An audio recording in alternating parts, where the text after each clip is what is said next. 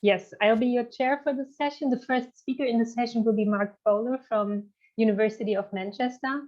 Margaret is also a member of the AAA steering committee, and also she probably holds some kind of record for being the most frequent AAA presenter. And her presentations are always great, so I'm very much looking forward to this one, which will be on Warlpiri similitives. Close yours, Margaret.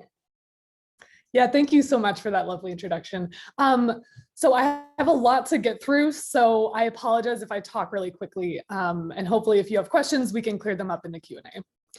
Okay, so as the jumping off point for my talk, Beck et al. 2009 proposed a parameter of cross-linguistic semantic variation that they call the degree semantics parameter. So in a nutshell, what this does is it states that there's variation in the semantics of property concept words cross-linguistically. Property concepts are encoded as adjectives in English, but they can be verbal or nominal in other languages. And in Warlpiri, which I'm going to be talking about today, they are nouns. So just really briefly, the DSP states that there's this sort of parametric variation cross-linguistically in the denotations of these property concept words. So property concepts in a plus DSP language would have a semantics like this of type DET, and property concepts in a minus DSP language would look like this. So where tall would have the denotation lambda x, x is tall in C. So it's just without a degree argument. So Beck et al. Argue that languages with a negative setting of the DSP should exhibit a cluster of properties that come from this lack of degree argument. So this is a lack of an explicit comparative morpheme, like in English, ER or more, as in Mary is taller than Susan. A lack of measure phrases like 6 feet or 6 feet tall. A lack of degree questions like how tall is Mary, and some others. So I argued previously in my 2016 AAA proceedings paper that Warlpiri, which is a language of Australia, is a language that instantiates a negative setting of the DSP. And I argued this because it has conjoined comparatives. So comparatives in Warlpiri take the form like Mary is tall, Susan is short. As such, it lacks any explicit comparative morphology like ER or more. It also lacks measure phrases like 6 feet tall, differential comparatives, degree questions, everything else. It really looks like a nice clear-cut example of a minus DSP language. That said, the puzzle that I'm going to be talking about today has to do with some data that I focused on in my most recent fieldwork trip to Australia, which sadly was now back in 2019. So on this trip, I looked at some expressions that seem to pose a challenge to this minus DSP analysis of Warlpiri. And all the data points that I'm going to look at today involve the nominal suffixes pia and kanjai. And for the most part, I'm going to talk about pia just because I don't have as much data on kanjai. So Warlpiri expressions with pia and kanjai are given as translational equivalents of the following English degree expressions. So when I ask my Warlpiri consultants, how would I say things like this, they'll give me answers with pia and kanjai in them. So these are degree equatives, like Mary is as tall as Ruth. Degree questions, like how tall is Mary? Degree demonstratives, like Mary is yay tall, where you get a gesture along with it.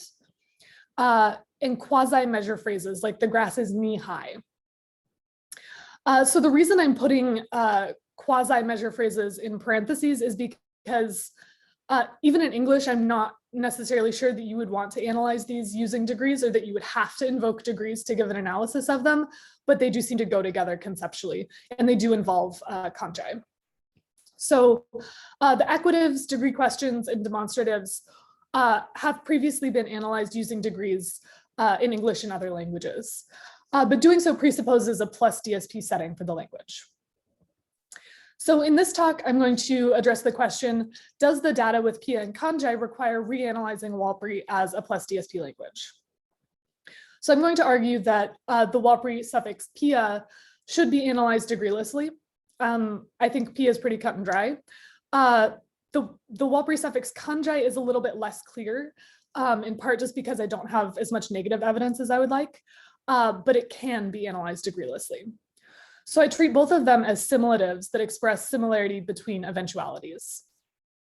And so in general, this talk broadens our understanding of degreeless strategies that languages can use to encode meanings that could be encoded with degrees in other languages. Okay, a bit of background on Warlpiri. So there's 3,000 speakers of Warlpiri, mostly in the Northern Territory of Australia in the center. So this green area here is where Warlpiri is spoken, and the arrow points to the community in which I go do my fieldwork. There's a couple of different properties of Warlpiri that are relevant for the talk today. Just in a nutshell, so it has very flexible word order, lots of pro-drop. Crucially for my talk, the Warlpiri property concept words are nouns. And if you want to talk more about that, if you need convincing, we can talk about that in the Q&A. There's no overt morphological definiteness or indefiniteness marking on the nouns.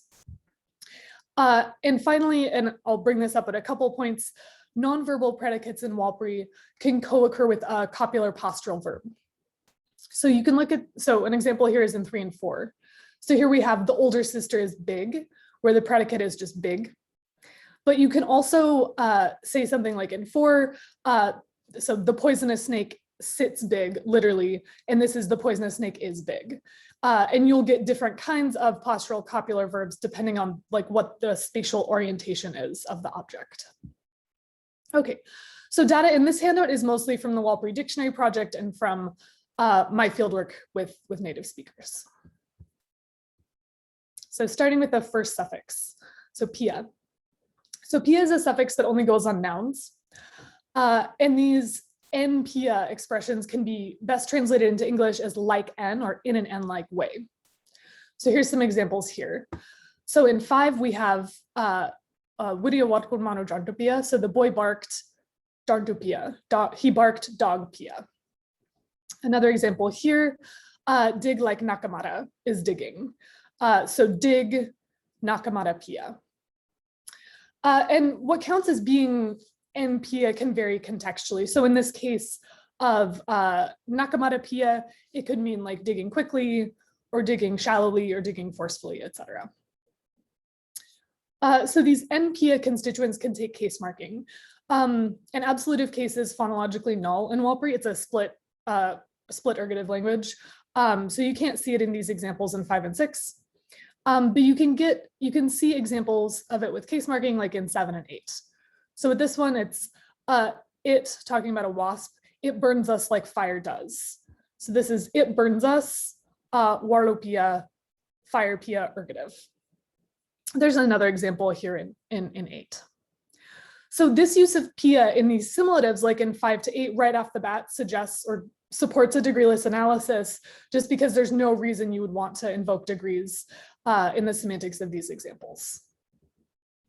However, we also do get pia in Warlpiri translations of English degree equatives, where degree equatives in English are things like Mary is as tall as June. So in this case, these Warlpiri expressions mean, so they'll involve 2 individuals and mean that they both instantiate the property concept predicate similarly.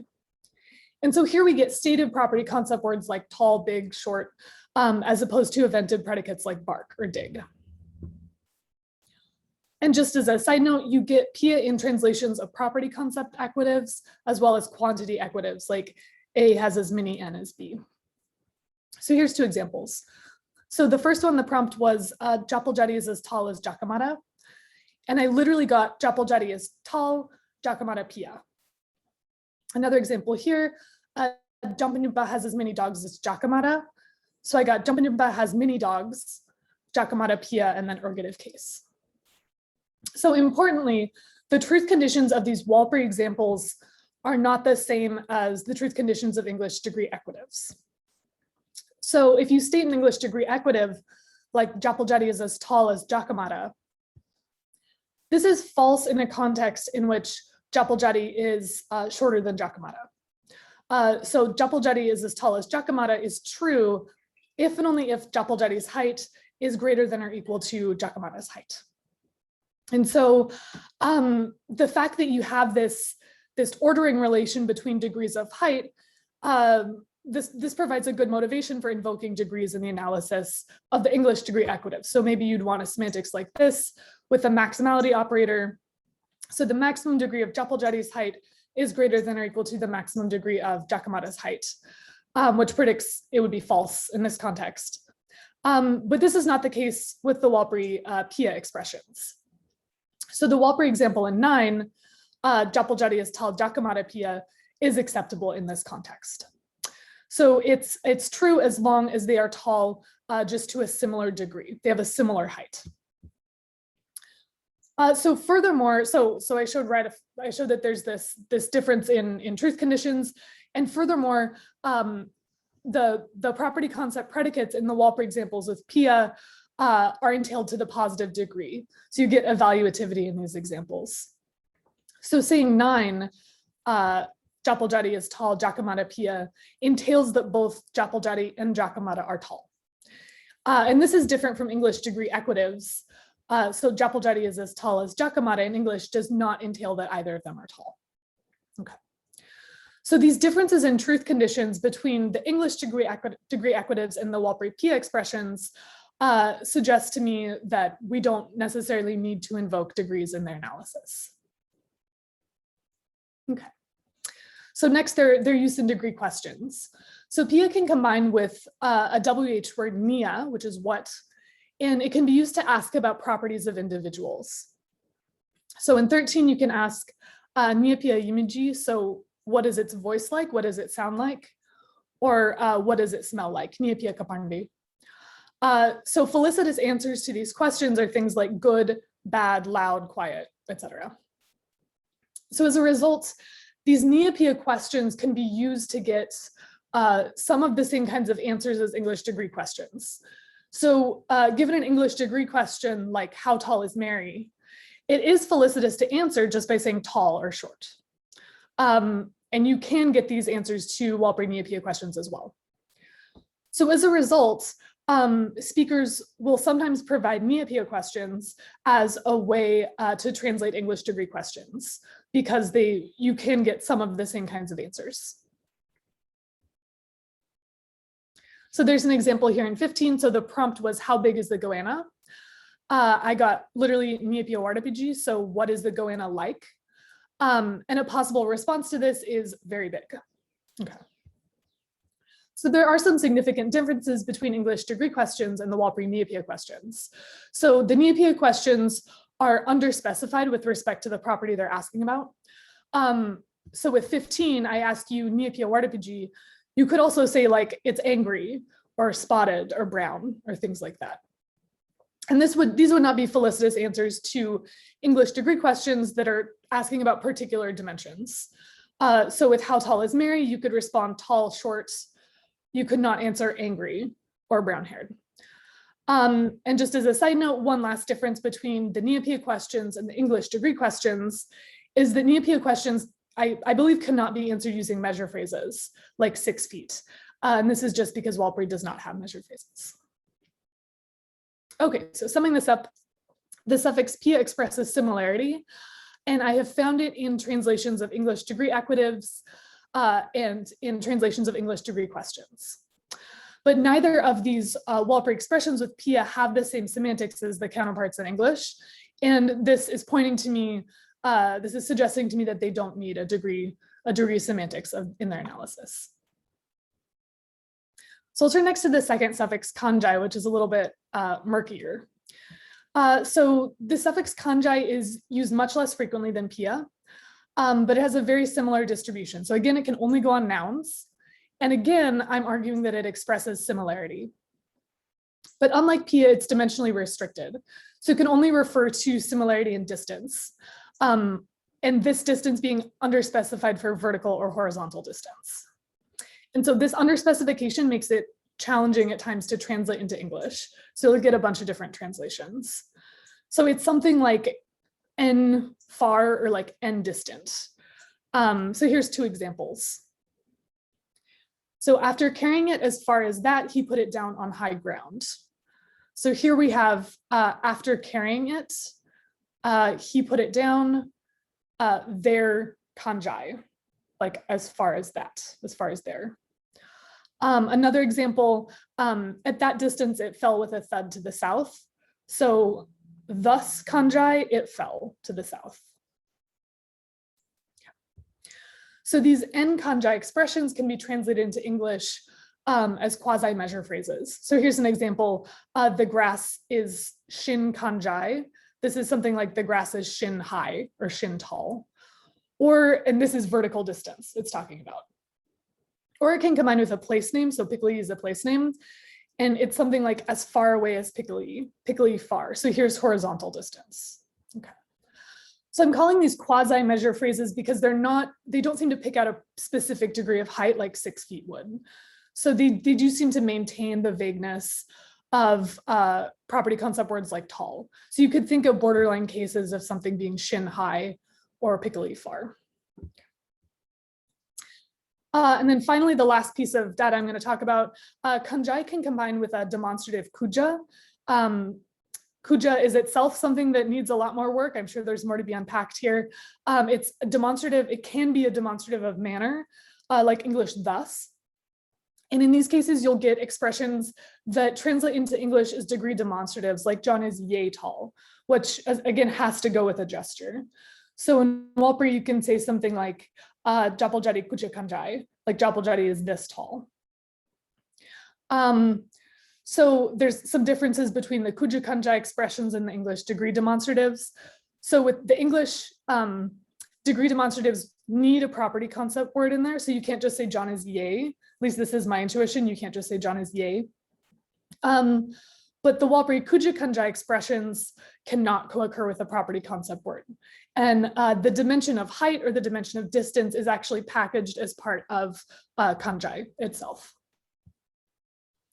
Yeah, just to reiterate, they can only talk about height or distance. So if you say Japal Jadi Kuja Kanjai, it can't mean like he does something like this. And I don't know, unfortunately, at this point, whether they're vague or not. And honestly, I don't know if that's the case for English degree demonstratives either. I don't know if John is yay tall is vague. My intuitions are mixed. But that's something that I would like to know about Kuja Kanjai expressions. So like Pia, Kanjai also expresses similarity, but it's dimensionally restricted to similarity in distance. And this can be horizontal or vertical distance. And so as such, you get it in these quasi-measure phrases like knee-high and degree demonstratives like yay tall. Okay, so turning now to an analysis. So I propose that Pia and also Kanjai expressions involve ellipsis of repeated material. So when you get something like the boy barked, Jarntu Pia, you're really getting something underlyingly like the boy barked like a dog barked. Or in 23, it burns us like fire burns us. Okay. So Pia is base generated low in the structure with the noun it attaches with. And this N-Pia constituent then moves out of this phrase that will be elided into the specifier of a simulative phrase. So we have a sketch like this. Okay. So here we have it burns us. Warlu Pia starts low and then moves up here, ellipsis of burns us. So the reason I'm doing this is to account for the case marking that you can get on these N-Pia expressions outside of Pia. So here, Warlu Pia is getting ergative case marking because it's originating low in the specifier of this VP. Okay, so what Pia does is it contributes a syntactic requirement that the noun it combines with has to move to the specifier of the simulative phrase. And so I'm going to argue that the actual simulative semantics in these expressions is being contributed by the head of the simulative phrase. I'm just going to call it sim. And so this sim head is silent in Walpuri, but it could be overt in languages like English. So John danced as Mary danced. So a bit more semantic background. I'm going to assume a Davidsonian semantics of predicates where they combine with an eventuality argument. And I'm going to use the term eventuality as an umbrella term for both events and states. So like a couple other authors, I'm going to analyze property concept words like big as taking an eventuality argument. So a Walpuri property concept word here, like weary, would be of type EVT. So it's relating an individual and eventuality. Okay. So a semantics first, the simulative head is in 27. So sim takes two predicates of eventuality, so two things of type VT, and it encodes a similarity relation between the two eventualities. So, so it takes the first VP of type VT, the second VP of type VT, an eventuality. I'm assuming this is just going to get existentially closed at the top of the tree. It says Q of E, and there exists an event E prime, P of E prime, and the two eventualities are similar. And I'm purposely leaving what the similarity relation is to be open and vague. Okay, so the type of this simulative phrase is a modifier of predicates of eventuality. So it's type VT-VT. And this reflects the fact that it's adverbial. So I'll walk through a basic simulative use of PIA. So here we have the boy barked, dog PIA. This is the only tree I'm going to give all the types in just to save space. But so we have dog PIA starting low, moving up. The truth conditions of this sentence in 28 are it's true if and only if there exists an event of the boy barking, an event of the dog barking, and these two eventualities are similar. Okay. So looking next at its the use of PIA in translations of degree equatives. So in the translations of degree equatives, you get the simulative phrase modifying a set of stative eventualities as opposed to active ones like the dog barking or the boy barking. So here we get Japaljeddi is tall, Giacomata PIA. So this eventuality in the first verb phrase is contributed by tall itself. And the truth conditions for this example in 31 is it's true if and only if there exists an eventuality of tallness in which Japaljeddi is a participant, and another eventuality of tallness in which Giacomata is a participant, and the two eventualities are similar. Okay. So tall is a dimensional predicate. And so as such, in order for two tallness eventualities to be similar, this means that they would need to denote a similarly tall height. And so it's true just as long as they're similar in height. It doesn't do a strict ordering between degrees, so it predicts that this sentence would be acceptable even if Japaljeddi is shorter than Giacomata, unlike in English. And it also correctly gets the fact that evaluativity is maintained in this expression. So this does entail that both Japaljeddi and Giacomata are tall. And then importantly for this minus DSP analysis of Walpry, this analysis is degreeless. Okay. So next we'll look at its use in degree questions like what is the goanna like? So I propose in this case that the predicate is a silent postural verb like to sit, which as I showed above can be realized overtly, like Corley just sits big. So the purpose of having this silent postural verb here is just to introduce an eventuality argument into the composition for the simulative phrase to modify. But if you don't like this, you can frame nonverbal predication in different ways, and it doesn't totally matter to me. So this is my very first foray into working with questions. I'm just going to assume a Hamblin semantics for questions where they're modeled as denoting sets of propositions. And WH words like Nia would denote alternatives that can combine with the utterance through pointwise functional application. Again, to reiterate an earlier point, Walpry property concept words are nouns. Indefiniteness and indefiniteness marking is covert in Walpry. So it's been argued by Bittner and Hale that bare Walpry property concept nouns, like other nouns, can be interpreted definitely, indefinitely, or as kinds. So here I'm just going to give a very naive, existentially quantified meaning for indefinite nouns in Walpry. So big, like dog, can be there exists an X, X is big. Okay, so I'm going to assume that for Nia-Pia questions, like here in oh, that should be 35, the domain of Nia is a set of indefinite property concepts. And I'm just, for the purpose of this handout, I'm going to restrict it to just 3 possible answers, but the addressee could respond by naming any salient property of the goanna. So here I'm going to assume that the domain of Nia is just there exists an X, X is long, X is big, or X is brown. So the syntax looks exactly the same for Nia-Pia Wardapiji. And the denotation of this question here in 39 is the set of propositions. There exists a sitting eventuality of which the goanna is a participant. And there exists a sitting or being eventuality in which a long thing is a participant. And those two eventualities are similar. Okay. So this set of possible answers to the Neopia question overlaps with the set of possible answers to English degree questions. So if I ask you, how big is the goanna, you could respond just by saying big. But it also permits additional answers like brown that English degree questions don't. Okay. So in a nutshell, so PIA triggers movement of the noun it combines with to the specifier of a simulative phrase. And it's the head of the simulative phrase that actually contributes the semantic, the meaningful semantics here. So the similarity relation between eventualities. And this simulative relation accounts for the use of PIA in these translations of English degree equatives and degree questions without invoking degrees. Okay, so I will just briefly sketch an analysis of Kanjai. So unfortunately, the data that I have on Kanjai is a lot more limited than PIA, but I can tell you that its syntax looks identical to PIA. I'm going to argue it's identical to PIA.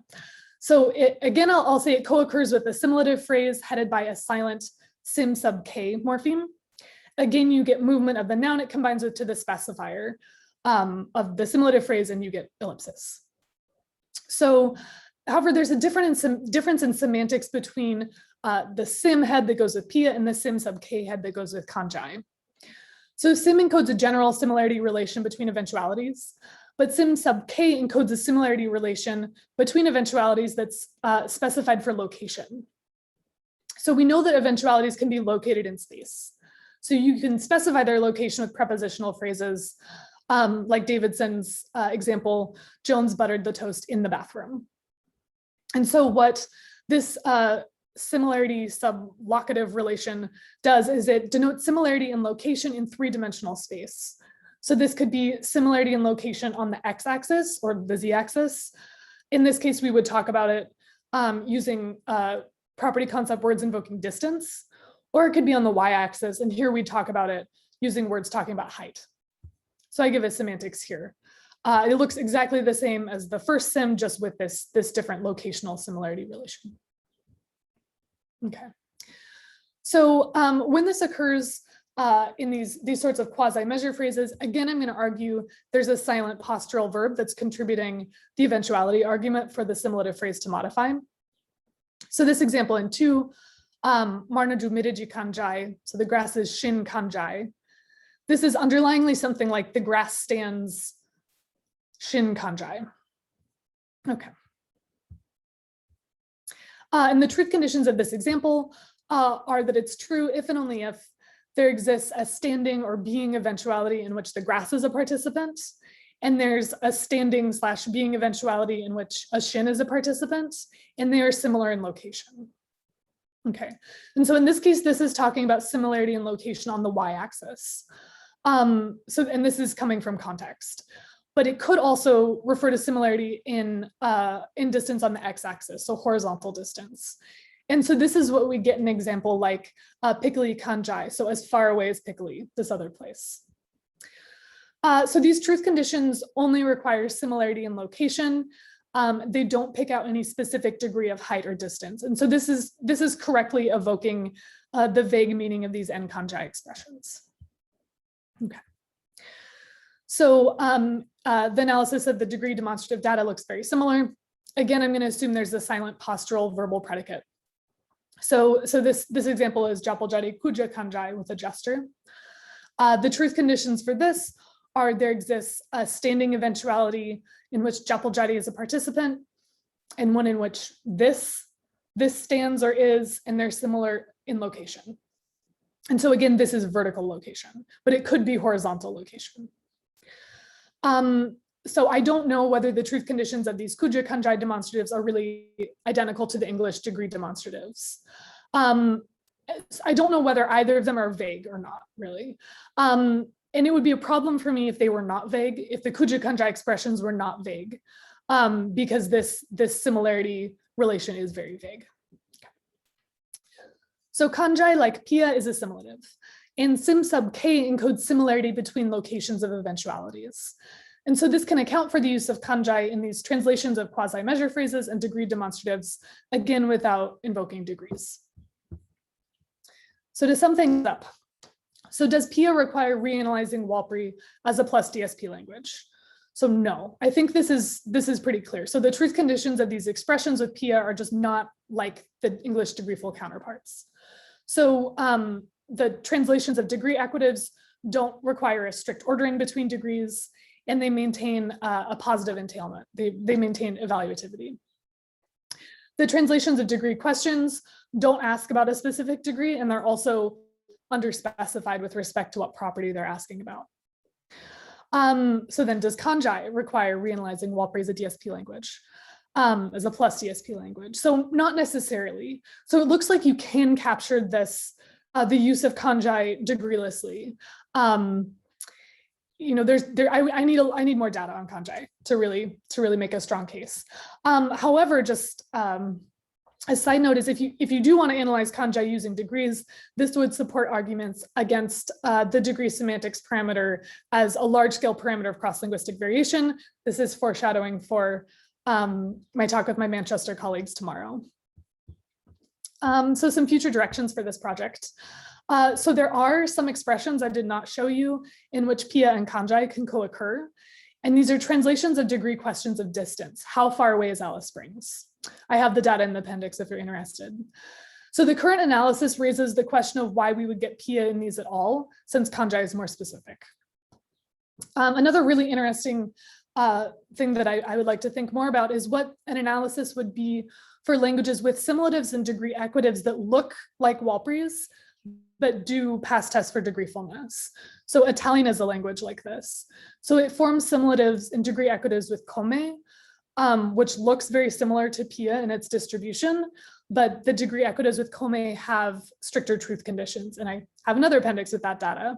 And there's more potential candidates of languages like this in Hasselhoff and Buchholz. Okay. With that, thank you.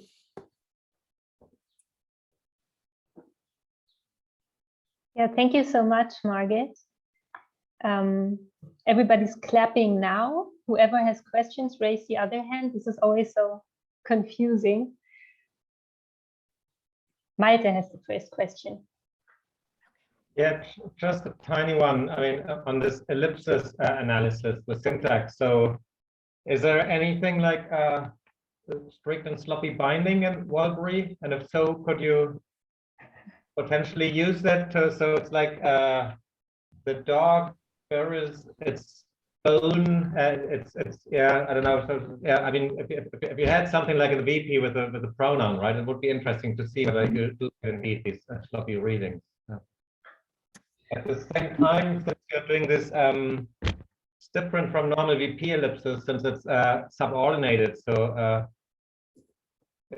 say if you had such constructions with pronouns, you could probably raise all sorts of issues regarding this discussion, like have local binding and all these binding principles, right? Do you need to bind when you can and stuff? So presumably then you could derive the strict readings by proper binding as well, right? But I guess to make your point, it was like to strengthen your point, it would be great if you could get these sloppy readings, right? So just, yeah. So I mean, I do not have that data. I believe like Julie Legate and maybe Mary Loughran have looked at some ellipsis facts in WALPRI, but yeah, I have not revisited those. So that would be something to look at. Yeah, thank you. Vera is the next question. Hi, Margit, great talk. I wondered if you, by any chance, had looked at the availability of factorial phrases in these equatives, right? Because I think that would also probably not work, and it would provide an additional strong piece of evidence against. So this would be like twice as tall. As. No, I haven't looked at those. Or if I did, it was like, you know, my very first field working on degrees, and I've forgotten. Yeah. I also don't think that would work, but yes. No, and I mean, I think that has a wider implication, right? So there is a question here lurking in the background of your talk, namely, is it possible to give a degree-based, a vague non-degree-based semantic analysis to a proper degree equative? And I think the answer is no, which would make that another great diagnostics actually for degreehood cross-linguistically, right? So in a way, you're lucky that these end up being so different. What Mhm. I think thinking of what it means to be of identical height, none of these partitioning analyses will actually ever give you the same truth conditions that a degree-based analysis will give you. So I think it's just an implication that we haven't really thought about much Mhm. in this discussion about degreehood. Yes, I sort of, yeah, no, thank you so much for these comments, super useful. I sort of have two things to respond. So first, thinking about these factorial phrases like twice as tall as. So, I mean, I don't think those would be possible, but certainly I would not expect to see Pia in there at all. Anyway, Mhm. just because the heights would be so different. So we would not expect to see Pia. The second, yeah, so has to do with like the availability of picking out a specific degree of height using these like partition analyses of property concepts. And so this is where it's really important to me to figure out exactly what Kuja Kanjai means, or even like what yay tall means. And I'm not totally sure whether if you say Japal-Jadi is yay tall in English, if he really has to be like this tall or if this is vague. Yeah, so. Cool stuff, yeah. Thank you. Mitchell, next question.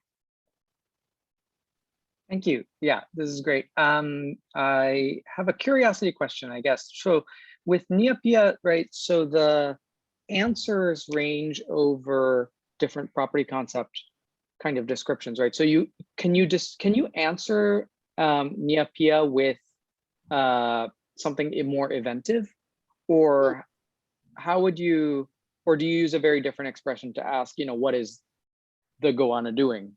Yes, so there is a different way, I think I have it in a footnote. So there's a different way to ask about manners. Oh, this is in the manners of events. And I'm blanking on it at the moment. Yeah, so narpa, to use how, if you want to ask like, Okay. like, what is it doing? Like, how is it doing? Okay. Yeah, and so I actually, that is a good question though, because so I know for sure you can answer it, by naming properties, but I'm not sure if it would be felicitous to answer it by saying like it's running or something. I just don't know. It was something I was, yeah, I'm not sure. Just to clarify sort of why I'm asking, I guess, based on your analysis where really you just have the similarity relation between, some particular, between these events or eventualities, right? Then actually it seems like semantically something that would be congruent to answers that actually are describing events, right? But I guess that that's limited, right? Those types of answers are not in the set because what you're forming is really a set of, the Hamblin alternatives over these property concepts, and that's how you block it. Although the similarity relation that you describe should be totally fine for things that are more eventive as well, right? If I understood correctly. Yeah, I guess this is where, I mean, some of my like naivety about how questions work comes in. So it seemed like, I wonder, like, could it partially be blocked because if you want to ask this, there is a different WH word you use for it. But I guess that doesn't answer, like, is it acceptable for speakers to respond with it even though they weren't being asked like with the right question? Yeah, and then I don't know what that would mean for like what the semantics is, but yeah, no, that's a good point, and that is something I want to check. Thank you. Okay, maybe one final question by Paulina, and then we'll move on. Maybe I missed it, but so you convincingly showed that this is definitely not like the English type equative. Well, what would be a way to really express an English type equative? So the height of blah is exactly the same as the height of blah. Is there a nominalization, or is there no way to express that at all? So I haven't found, yeah, so my understanding is that maybe the best way you could do it is you could say, so I've gotten things where speakers will say things like Japal-Jadi is tall, Jakamata Pia, or Japal-Jadi and Jakamata are tall, and then you can say they are the same. And that's maybe as close as I've gotten. I don't actually know for sure whether that really means exactly what an English degree equative means, because I've definitely gotten speakers using this word jutku, which is same, in context where I'm like, that's not the same. Like, I would not say these two things are the same in English.